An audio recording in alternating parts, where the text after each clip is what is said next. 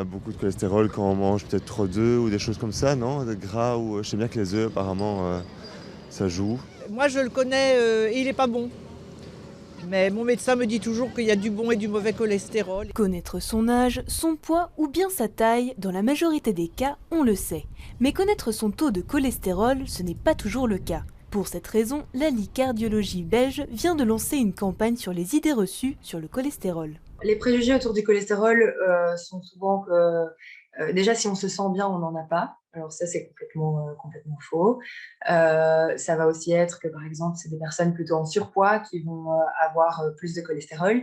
Alors ça peut être lié, mais pas toujours. Une notion compliquée puisqu'il existe un bon et un mauvais.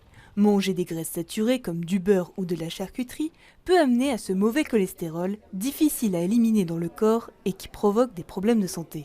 Alors c'est malheureusement le mauvais qui vient rentrer dans les parois des artères, où là ça s'oxyde, les graisses s'oxydent, un peu comme le beurre sur une table qui rancit. Malheureusement ça produit des radicaux libres, des substances irritatives qui attirent donc les cellules inflammatoires comme les macrophages et ça forme au fond une espèce de micro-abcès. En Belgique, le taux moyen de ce mauvais cholestérol est de 130 mg par décilitre et c'est plus de 60% de la population belge qui est concernée. Et malgré une bonne alimentation, parfois ce taux ne peut pas diminuer. Le cholestérol ne dépend pas seulement de l'alimentation, il dépend également beaucoup de la génétique. On dit que l'alimentation participe pour 20% du taux de cholestérol sanguin et le reste c'est la génétique. D'après la Ligue, à partir de 30 ans, il faut commencer à s'intéresser à son taux de cholestérol. Sur simple demande auprès de son médecin, il est possible de prévenir de certaines maladies.